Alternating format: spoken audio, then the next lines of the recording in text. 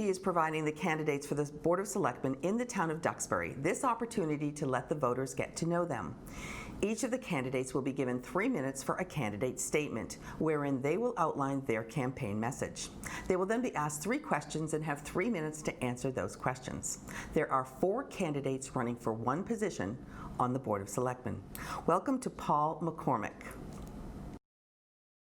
Welcome. Thank you. Thank you for being here. Please proceed with your candidate statement. You have 3 minutes. Hello, I'm Paul McCormack, a candidate for the Board of Selectmen. I have been a resident of Duxbury for 35 years. I have an advanced degree in finance and am a retired banker. I am an elected board member of the Duxbury Housing Authority, a member of the Community Preservation Committee, a member of the Duxbury Lions, and an active volunteer at the Duxbury Food Pantry. The issues facing the town have not been eliminated due to the pandemic. These issues must be prioritized and acted upon.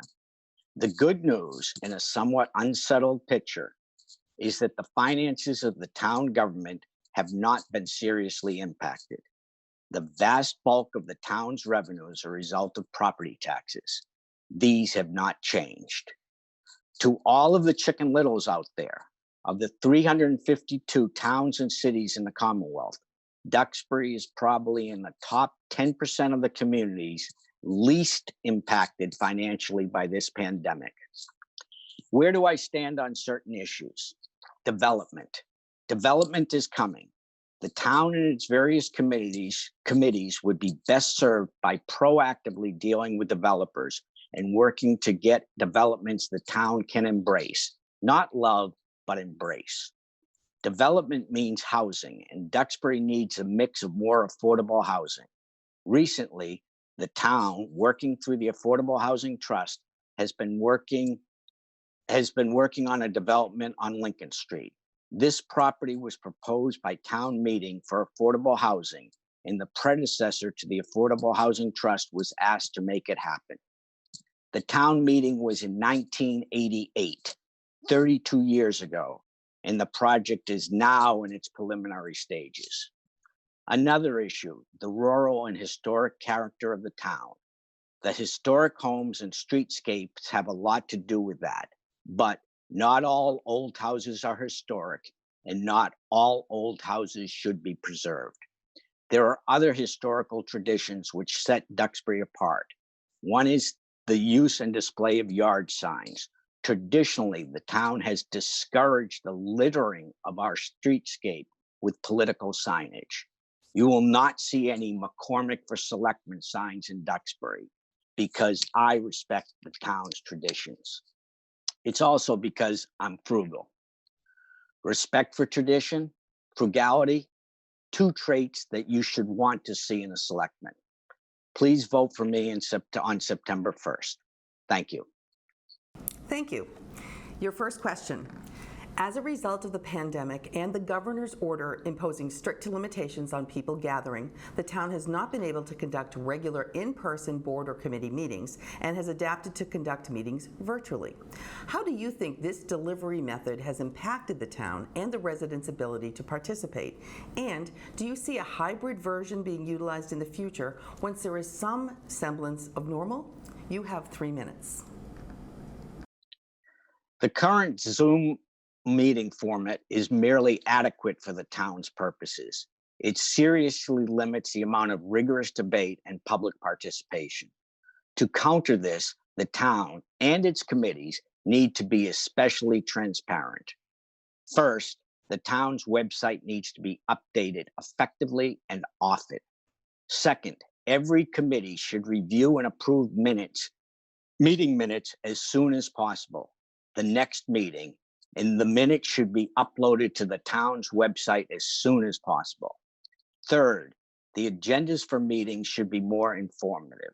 For example, the Board of Selectmen's agenda for August 3 had this item: discussion pertaining to the village at Harlow Brook.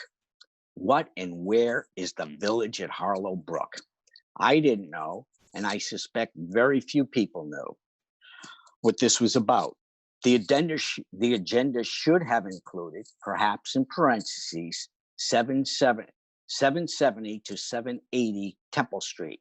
By adding this slight bit of information, the public would be aware of the location of this proposed development and could make use of this information to call in and listen to the town discussion. Simple, costless, and yet much more informative and transparent. Every committee should recognize that their agendas are written for the public and not merely for those in the know or to satisfy a state mandate. Thank you. Thank you. Second question.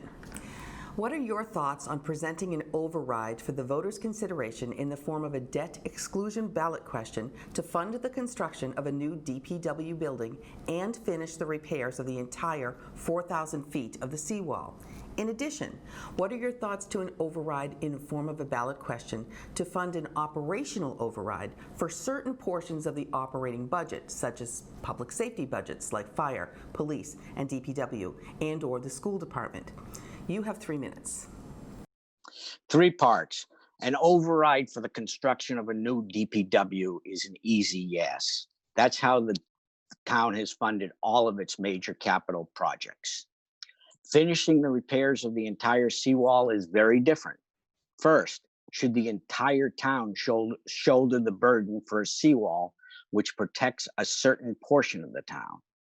Perhaps the people impacted should pay the costs on an extended timeline, similar to how the shared septic system on Landing Road was handled.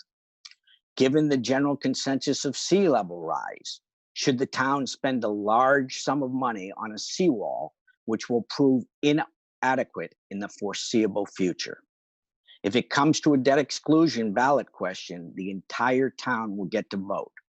I suspect that the people favoring the town picking up the entire tab will be very disappointed. An override for the operating budget is quite different.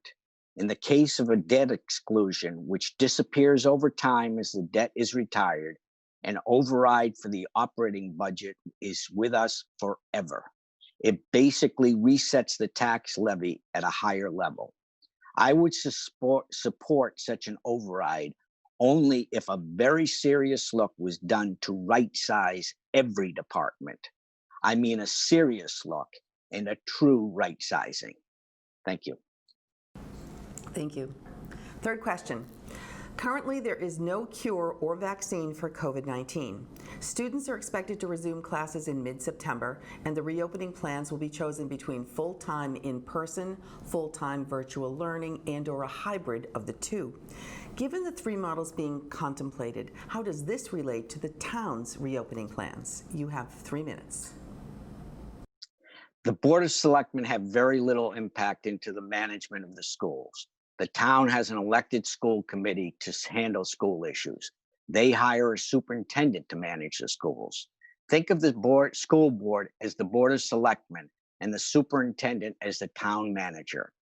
I wouldn't ask a candidate for school committee to comment on the running of the DPW. There are some areas under the Board of Selectmen which do overlap with the schools. The library is one. The library, however, serves many more than the town's students.